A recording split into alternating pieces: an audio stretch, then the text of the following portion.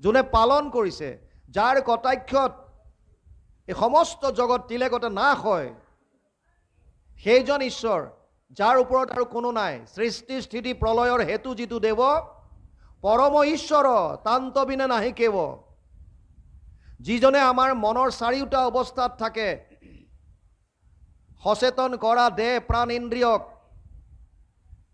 স্বপ্ন জাগৰণ যিটো গভীৰ নিদ্ৰাত সমাধিত সাক্ষী ৰূপে থাকন্ত সাক্ষাৎ, সচেতন কৰা দেহ প্ৰাণ ইন্দ্ৰিয়ক জীৱক ভুঞ্জান্ত নানাবিধ বিষয়ক। আমাৰ মনৰ চাৰিওটা অৱস্থাত যিজন অন্তৰ্যামী ৰূপে থাকে। কোন চাৰিটা অৱস্থা?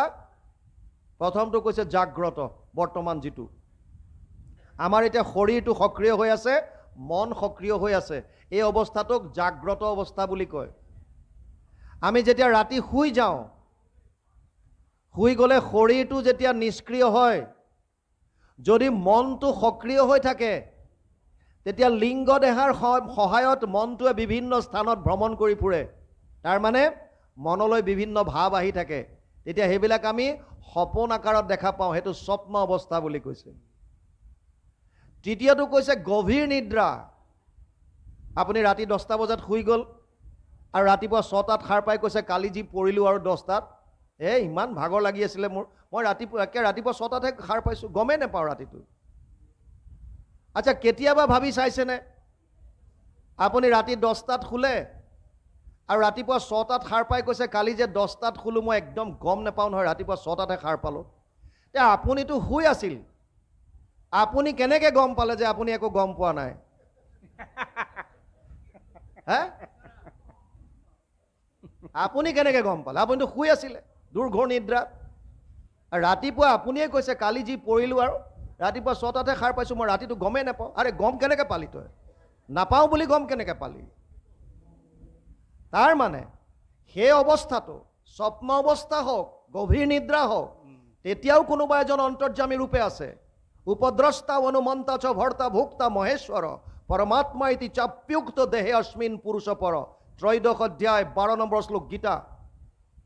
অন্তৰ্যামী ৰূপে তেতিয়া যিজন হৃদয়ত থাকে। আৰু যিসকল সন্ন্যাসীয়ে নিৰ্গুণ নিৰাকাৰ ব্ৰহ্মক উপাসনা কৰে, তেওঁলোকে সমাধিত যাক দেখা পায়, সেইটো অৱস্থাটো যিজনক পায় এই চাৰিওটা অৱস্থাত। কোন চাৰিটা? জাগ্ৰত, স্বপ্ন, গভীৰ নিদ্ৰা আৰু সমাধিত। এই চাৰিটা অৱস্থাত যিজন থাকে, আৰু কোনজন ঈশ্বৰ, কোন আমাৰ আৰাধ্য? সচেতন কৰা দেহ প্ৰাণ ইন্দ্ৰিয়ক। কোন দেৱৰ ক্ষমতা আছে? তেওঁলোকে নিজেই প্ৰলয়ৰ সময়ত চব এৰিব লাগে, ব্ৰহ্মা পৰ্যন্ত নাশ হয়। যেবে এক শত হুৱে বৰিষ ব্ৰহ্মাৰ ব্ৰহ্মাকো কৰন্ত তেবে ঈশ্বৰে সংহাৰ। ব্ৰহ্মাও বাচি যাব নোৱাৰে, বাকী দেৱ দেৱতা কোন? আল্টিমেটলি কোনো ঈশ্বৰৰ বিনে কাৰো ক্ষমতাই নাই। এবাৰ দেৱতাসকলে অসুৰৰ লগত বিৰাট জিকি পেলাই গৈ নিজে মৌজ মস্তি কৰি আছে। তেনেকুৱাতে প্ৰভু ভগৱন্তই এটা বিৰাট যক্ষৰ আকাৰ, বিৰাট এটা বৃহৎ ৰূপ এটা লৈ তেওঁলোকৰ অলপ দূৰত থিয় হৈ গ'ল। ইন্দ্ৰই প্ৰথমতে অগ্নিক পঠিয়ালে, অগ্নিদেৱ যোৱাচোন এজন কোন সুধি আহা। অগ্নিদেৱ গৈ যোৱাৰ লগে লগে সুধিলে যে তুমি কোন? আৰু সেই যক্ষৰূপী ভগৱানে সুধিলে যে তুমি কোন? বোলে মই অগ্নি। কি কৰিব পাৰা? মোৰ ইমান শক্তি আছে যে মই গোটেই জগত জ্বলাই শেষ কৰি দিব পাৰোঁ বোলে, ইমান পাৱাৰ, ইমান শক্তি মোৰ। আচ্ছা, এই সাধাৰণ তৃণ এডাল দিছোঁ, বন এডাল, এডাল তুমি পুৰি দেখুওৱা। আৰু অগ্নিয়ে সমস্ত শক্তি প্ৰয়োগ কৰিলে, কিন্তু বনডাল, সাধাৰণ এডাল তৃণ পুৰিব নোৱাৰিলে। আৰু আহি ইন্দ্ৰক ক'লে যে দেৱৰাজ মই গম নাপালোঁ তেওঁ কোন। এতিয়া ক'লে বায়ুক পঠিয়ালে, বায়ু তুমি যোৱা। আৰু বায়ু যোৱাৰ লগে লগে সুধিলে ভগৱন্তই তুমি কোন? মই বায়ু। কি কৰিব পাৰা? গোটেই জগত মই শুহি আনিব পাৰোঁ। আচ্ছা, ইমান শক্তি, এই বনডাল লৰাই দেখুৱাচোন তিলমান। আৰু সমস্ত শক্তি লগোৱাৰ পাছতো সামান্য এটুকুৰা বন লৰচৰ কৰিব নোৱাৰিলে। বায়ু আহি দেৱৰাজক ক'লে যে দেৱৰাজ মই গম নাপালোঁ তেওঁ কোন। দেৱতাসকলে ক'লে দেৱৰাজ ইন্দ্ৰ আপুনি নিজেই গৈ চাই আহক কোন এজন। আৰু ইন্দ্ৰ যেতিয়া গ'ল, লগে লগে তেওঁ তাৰ পৰা অৰ্ধধাৰ হ'ল আৰু তেওঁৰ মায়াত এগৰাকী স্ত্ৰী ৰূপ ধাৰণ কৰি মায়া শক্তিটো ৰাখি থৈছে। দেৱৰাজক সুধিলে এতিয়া যে ইয়াত আছিলে এজন কোন? তেতিয়া ক'লে যে সেইজনেই হৈছে ব্ৰহ্ম। তোমালোকে ভাবিছিলা যে তোমালোকৰ শক্তিৰ কাৰণেহে তোমালোকে এই অসুৰ চসুৰৰ ওপৰত জয় কৰি আহিলা। আচলতে নিজস্ব তোমালোকৰ একোৱেই নাই। তাৰ মানে দেৱতাসকলকো যিজনে শক্তি দিয়ে, যিজনে প্ৰত্যেক জীৱক সচেতন কৰি ৰাখে, যিজনৰ কৃপাত আমি জীৱন্ত অৱস্থাত থাকিব পাৰিছোঁ, সেইজন ঈশ্বৰৰ ওচৰত শৰণ লোৱাৰ কথা কৈছে। আৰু প্ৰহ্লাদে কৈছে সেইজন বিষ্ণুৰ চৰণ স্মৰণত পৰে পুৰুষৰ লাভ নাই। বিফলে জনম যাব যদি আমি স্মৰণ নকৰোঁ। আৰু স্মৰণত উপায় এটাই, আপোনালোকে ভাল পাবলৈ অভ্যাস কৰক, কৃষ্ণৰ প্ৰতি প্ৰেম জগাওক, যিমান ভাল পাবলৈ শিকিব। তেওঁৰ লীলাবিলাক চাওক, যি ভাল পায়, বাল্যলীলা যদি ভাল পাইছে আপুনি সেইবিলাক মনলৈ আনক। যদি আপুনি কুৰুক্ষেত্ৰৰ যুদ্ধৰ কথা ভাল পাইছে সেয়া মনলৈ আনক। যোনটো ভাল পায় কেৱল ভাল পাবলৈ শিকক কৃষ্ণক। তাৰ পাছত ইয়াত কৈছে সমস্তৰে প্ৰিয় সুহৃদয় আত্মা, জগতৰে পিতা মাতা, হেন জানি আন বিষয় এৰিয়া, হৃদয় হৰিক চিন্তা। ভগৱান কৃষ্ণ কেনেকুৱা? সমস্তৰে প্ৰিয় সুহৃদয় আত্মা, জগতৰে পিতা মাতা। পিতাহমস্য জগতো মাতা ধাতা পিতামহ, বেদ্যম পবিত্ৰ ওমকাৰ, ঋগ সাম যজুৰ এবচ। নৱম অধ্যায় 17 নম্বৰ শ্লোক গীতা। হে অৰ্জুন, ময়ে সমস্ত জীৱৰ পিতা, ময়ে মাতা, ময়ে পিতামহ, ময়ে প্ৰণৱ ওংকাৰ, ময়ে বেদ জ্ঞান, চব মই। অৰ্জুনক ইয়ালৈকে কৈছে মত্ত পৰতৰম নান্যত কিঞ্চিদস্তি ধনঞ্জয়, মই সৰ্বমিদম প্ৰতম সূত্ৰে মণিগণায়ব। সপ্তম অধ্যায় 7 নম্বৰ শ্লোক গীতা। হে অৰ্জুন, মোতকে শ্ৰেষ্ঠ আৰু কোনো নাই। মত্ত পৰতৰম নান্যত কিঞ্চিদস্তি ধনঞ্জয়, মোতকে শ্ৰেষ্ঠ আৰু কোনো নাই। যেনেকৈ এধাৰী মালাত এই সূতাডালত মণিবিলাক যেনেকৈ গুঠি থোৱা থাকে, ঠিক তেনেকৈ সমস্ত জীৱ মোৰ লগত এধাৰী মালাত গুঠি থোৱাৰ দৰে গুঠি থোৱা থাকে। আমি প্ৰসংগ কৰোঁতে যিটো আমাৰ বহাৰ যিটো আকাৰ, কেতিয়াবা আপোনালোকে ভাবি চাইছেনে নাই? নামাচাৰ্যৰ দুকাষে দুজন পালি আৰু যিটো আকাৰত বহা হয়, এধাৰী এধাৰ মালাৰ দৰে হৈ থাকে। মালা, আৰু এই মালাডালৰে এটা চিম্বলিক এইটো দিছে। তেনেকৈ সমস্ত জীৱৰাশি ভগৱানৰ এধাৰী মালাৰ দৰে গুঠি থোৱা আছে, ভগৱানৰ লগত সম্পৰ্ক আছে সকলোৰে। সেইকাৰণে সেইজন ঈশ্বৰৰ ওচৰত শৰণ ল'বলৈ কৈছে। আৰু সেইজনৰ কাৰণে অৰ্জুনকো গৈ 700 শ্লোকৰ গীতা, 574টা শ্লোক ভগৱান কৃষ্ণই উপদেশ দিছে নিজে। 85টা শ্লোক অৰ্জুনে সুধিছে, সঞ্জয়ে কৈছে ধৃতৰাষ্ট্ৰক 40টা, আৰু এটা শ্লোক মাত্ৰ ধৃতৰাষ্ট্ৰই সঞ্জয়ক প্ৰশ্ন কৰিছে। 700 শ্লোকৰ ব্ৰেকআপ। এটা ধৃতৰাষ্ট্ৰ, 40টা সঞ্জয়, 85টা অৰ্জুনে কৈছে, আৰু 574টা শ্লোক ভগৱান কৃষ্ণই কৈছে। 574টা শ্লোকৰ শেষত গৈ কি ক'লেগৈ? সৰ্বগুহ্যতমম ভূয় শৃণুমে পৰমম বচ, ইষ্টসীমে দৃঢ়মিতি ততো বক্সামিতে হিতম। 8 অধ্যায় 64 নম্বৰ শ্লোক গীতা। হে অৰ্জুন, তোক মই এতিয়া গোপনীয়ৰ পৰা গোপনীয় কথাটো কম শুন, কাৰণ তই মোৰ অতি মৰমৰ। ইষ্টসী কি ক'লে? চব বাদ দি মোৰ ওচৰত আহ, সৰ্বধৰ্মান পৰিত্যাজ্য মাম একম শৰণম ব্ৰজ। চব বাদ দি মোৰ ওচৰত আহ। কিন্তু এটা কথা বুজি লওক, শৰণ বস্তুটো, শৰণ আমাৰ যিটো অৰ্জুনে শৰণ লৈছিল, এইবাৰ আমাৰ শ্ৰীমন্ত শংকৰদেৱ সংঘৰ যিখন ভক্তি সিন্ধু, আমি তাত এভাগ লিখা দিয়া হৈছে, গীতাৰ শৰণ এক আধ্যাত্মিক তত্ত্ব বিচাৰ বুলি। পাইছে ভাৱ? আমি তাত প্ৰতিপন্ন কৰিবলৈ এটা চেষ্টা কৰিছোঁ আমাৰ দৃষ্টিভংগীৰে, যে অৰ্জুনে 3বাৰকৈ শৰণ ল'লে। প্ৰথম শৰণ ল'লে কেতিয়া? যুদ্ধৰ প্ৰাক মুহূৰ্তত। দুৰ্যোধন আৰু অৰ্জুন দুইটা গৈছে আশ্ৰয় বিচাৰি। মানে আপুনি যেতিয়া সহায় বিচাৰি গৈছে, আল্টিমেটলি আপুনি আশ্ৰয় লৈছে তেওঁৰ ওচৰত। কিন্তু এইটো কায়িক আশ্ৰয় হ'ল।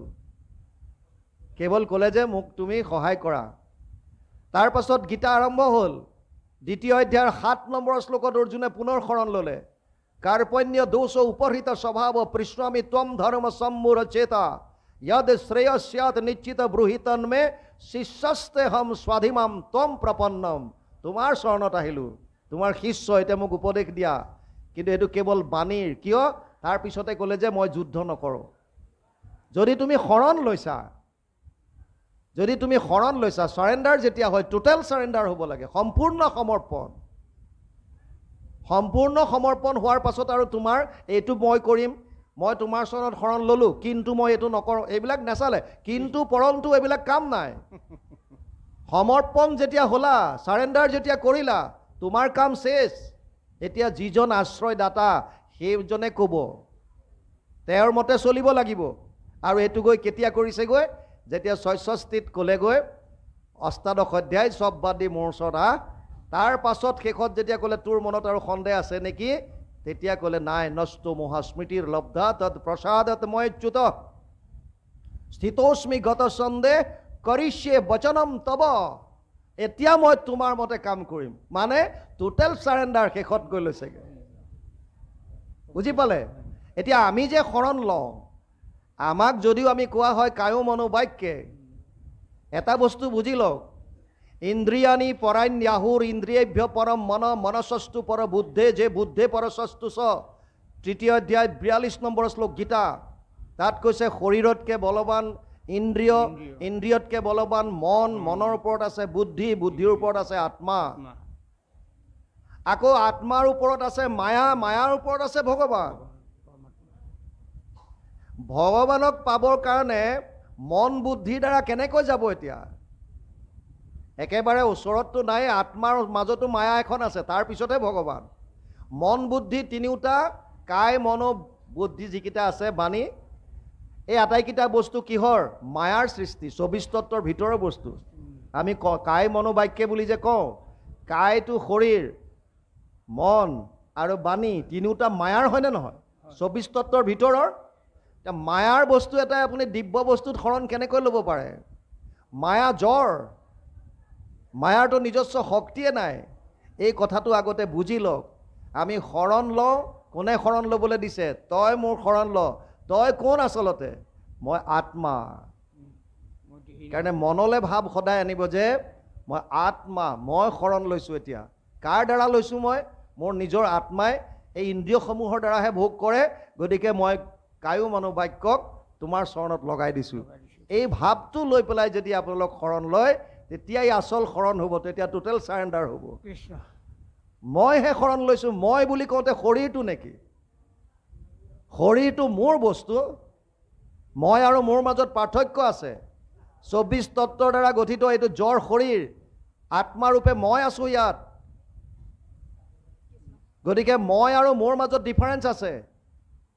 মোৰ বস্তুটো কেতিয়াও মই হ'ব নোৱাৰে। এইখন কাৰ গামোচা? মোৰ গামোচা। কাৰ চেলেং? মোৰ চেলেং। কাৰ হাত? মোৰ হাত। কাৰ শৰীৰ? মোৰ শৰীৰ। মোৰ শৰীৰটো মই হ'ব নোৱাৰোঁ কেতিয়াও।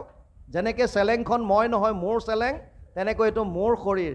আমি কোৱাত ঠিকেই কওঁ, মোৰ গাটো আজি ২ দিন ধৰি ভাল লগা নাই, মোৰ শৰীৰটো বেয়া লাগি আছে, মোৰবোৰ কৈ থাকোঁ, কিন্তু বুজাত কি বুজো যে এইটোৱে মই। শৰীৰটোকে মই বুলি ভবাৰ কাৰণেই যত যিমান খেলি মেলি হৈছে। চেষ্টা কৰিব লাগিব, মই আচলতে শৰীৰটো নহয়, মই আত্মা। এই তত্ত্বটো বুজি লৈ আমি শৰণত আগবাঢ়িব লাগিব। তাৰপাছত ইয়াত কৈছে সমস্তৰে প্ৰিয় সুহৃদয় আত্মা, জগতৰে পিতা মাতা। এই আত্মা ভগৱান নিজে।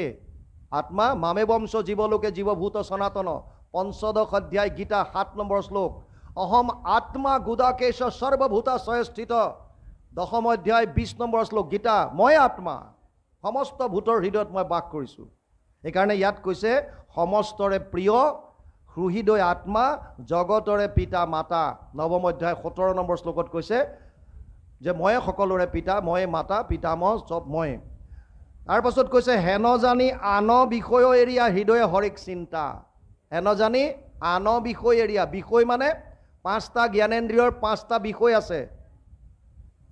ৰূপ, ৰস, গন্ধ, স্পৰ্শ আৰু শব্দ। এই ৫টা হৈছে বিষয়। এইকেইটাই হৈছে মূল কালপ্ৰিত আমাক পাপ কৰ্ম কৰোৱাৰ। মূলতে এইটোৱেই। চাওক, চকুৱে প্ৰথমতে কিবা এটা দেখিলে। এজন মানুহ গৈ আছিল ৰাস্তাইদি, যাওঁতে ৰাস্তাৰ দাঁতিত এজোপা আম দেখিলে। এখন বাগিচা ধুনীয়াকৈ ভেটি থোৱা আছে, তাত আম দেখিলে ধুনীয়া। চকুটোৱে আমটো দেখি পেলাই, এতিয়া চকুৱেতো আমটো পাৰিব নোৱাৰে, গতিকে আল্টিমেটলি ভৰিকেইটাৰ সহায়ত আগবাঢ়ি গ'ল। ভৰিকেইটাটো ওচৰ পালেগৈ, এতিয়া ভৰিকেইটাইতো তাক ফৰমুটি মাৰিব নোৱাৰে, গতিকে হাতৰ সহায় ল'লে। হাতেৰে লাখুটি এডাল দি পেলাই আমটো পাৰিলে, হাতেৰে বুটলিও ল'লে, পিছে খাবতো সক্ষম নাই এতিয়া হাতৰ। এতিয়া হাতে কি কৰিলে, আনিলে ওচৰলৈ, ভাবিলে অকণ শুঙি চাওঁ কেনেকুৱা, নাকে গোন্ধটো লৈ ল'লে। বিৰাট ধুনীয়া, মিঠা আছে। এতিয়া বেচেৰাই শুঙিহে থ'লে, খাবতো নোৱাৰে। মুখে খালে, সোৱাদটো পালে কোনে জিভাই, গোল বস্তু কললে পেটত। চকীদাৰে গম পালে, দেখিলে ক'ব পৰা অ আচ্ছা ই মোৰ আম খালে, পিছফালৰ পৰা আহি মাৰিলে পিঠিত একো। পিঠিখনৰ কি দুখ আছিল? বেচেৰাই কোব খালে পিঠিত। কিন্তু আপোনালোকে যদি চাই, পিঠিত যদিও কোব খালে, চকু পানী ওলাইছে এইফালৰ পৰাই। মানে পানী কোনফালৰ পৰা ওলাল? এইফালে। দেখিছিলে কোনে? এইটোৱে ঘূৰি পকি তাতে আহিবগে। ঘূৰি পকি আল্টিমেটলি আহিবগে তাতে। গতিকে আল্টিমেটলি এতিয়া কৈছে বিষয়ৰ কামবিলাক বাদ দিয়া। বিষয়ৰ চিন্তা বাদ দি আমাৰ চিন্তা এটাই হ'ব লাগে যে যিজন ঈশ্বৰ হৃদয়ত বিৰাজমান হৈ আছে, আমি তেওঁক আৰাধনা কৰোঁ। আপুনি শাৰীৰিকভাৱে অসুস্থ হ'ব পাৰে, আপুনি অসুচিতাত ভুগিব পাৰে, আপুনি গুৰুগৃহত সোমাব নোৱাৰিব পাৰে। ভক্তি মাৰ্গত এটা আটাইতকৈ সুগম উপায় দিছে, সেইটো হৈছে মানসিক সেৱা। ইয়াতকৈ উত্তম ক'তো নাই। আপুনি যাব পৰা নাই। চাওক, সংসাৰৰ ক্ষেত্ৰত মানসিক চিন্তা কৰি থাকিলে আপুনি একো বস্তু নাপায়। আপুনি যদি শুই শুই ভাবি আছে যে মই ট্ৰেক্টৰখন লৈ পথাৰলৈ গৈছোঁ, হাল বাইছোঁ, এয়া মই কঠীয়া পেলালোঁ, মোৰ কঠীয়া ডাঙৰ হ'ল, মই ভূঁই ৰুলোঁ, এই পকিলে, মই ধান কাটি আনিলোঁ, ভাবি আছে শুই শুই। এই চোতালত বিৰাট ডাঙৰ ডাঙৰ মই মেজি বনাইছোঁ। বাহিৰত গৈ পেলাই যেতিয়া শোৱাৰ পৰা উঠি গৈ চাব যে একোতো নাই তাত। কিয়? কাৰণ ভাবিহে আছে মনত, তাৰ একোতো ফল নাপায়। কিন্তু ভক্তি মাৰ্গত ইয়াৰ টোটেলি বিপৰীত।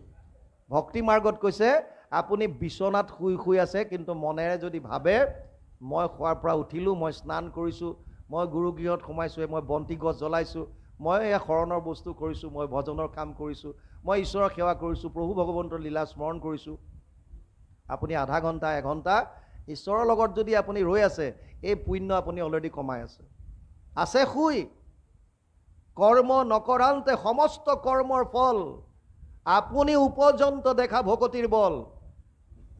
ভকতিৰ এনেকুৱা বল আছে যে আপুনি ডাইৰেক্ট ইন্দ্ৰিয়ৰ দ্বাৰা কৰ্ম নকৰাকেও কেৱল ভাৱৰ দ্বাৰা পাব পাৰে। কাৰণ ভক্তি কেৱল ভাৱৰ খেল, ভাৱগ্ৰাহী জনাৰ্দন। আৰু আমি তাৰ বিপৰীতে কৰোঁ। ভগৱানে কৈছে 11টা ইন্দ্ৰিয় দিছোঁ, 10টা ইন্দ্ৰিয় তোৰ বেলেগৰ কামত লগা, মোৰ আপত্তি নাই, মোক কেৱল মনটো দে। মন মনা ভৱ মদ ভক্তা মধ্যাজি মাম নমস্কৰো, মামে বৈশ্যসী সত্যমতে প্ৰতিজানে প্ৰিয়সীমে। অষ্টাদশ অধ্যায় 65 নম্বৰ শ্লোক গীতা। মোতে মাত্ৰ সদা দিয়া মন, মোৰ ভক্ত হোৱা সৰ্বক্ষণ, মোকে পূজা মাত্ৰ মোকে কৰা নমস্কাৰ। কহিলো তোমাতো সত্যবাণী, পাইবা সুখে মোক মহামানী, তুমি প্ৰিয়তম সুহৃদ সখী আমাৰ। মহাপুৰুষ মাধৱদেৱে ঘোষাত অনুবাদ কৰিছে সুন্দৰভাৱে।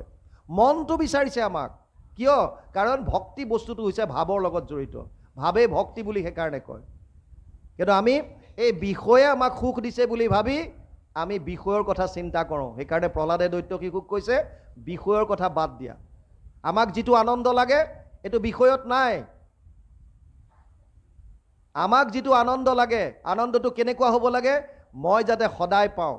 যিটো আনন্দ সকলোৰে কাৰণে সমান, সদায় একেই থাকিব, সেই আনন্দটো মই বিচাৰিছোঁ।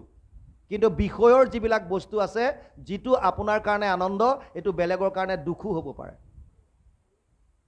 এজন ৰোগী, তেওঁৰ অসুখ হৈছে, তেওঁৰ কাৰণে এইটো কষ্টকৰ কথা। কিন্তু ডাক্তৰ এজনে মনে মনে ভালো পাব পাৰে যে বেটা আহিছে আজি মোৰ ওচৰলৈ কাষ্টমাৰ বেছি। বুজি পাইছে নাই? বস্তুবিলাক তেনেকুৱা, যিটো আপোনাৰ কাৰণে বেয়া বেলেগ এজনৰ কাৰণে ভাল হ'ব পাৰে, বিষয়ৰ বস্তু। কিন্তু যিটো প্ৰকৃত আনন্দ, এইটো সকলোৰে কাৰণে একেই। আৰু যাৰ কোনো ধৰণৰ ক্ষয় নাই। পাৰ্থ নৈব ইহনা অমূত্ৰ বিনাশস্তস্য বিদ্যতে, নাহি কল্যাণকৃত কচ্ছিম দুৰ্গতিম তাত গচ্ছতি। 6ষ্ঠ অধ্যায় 40 নম্বৰ শ্লোক গীতা।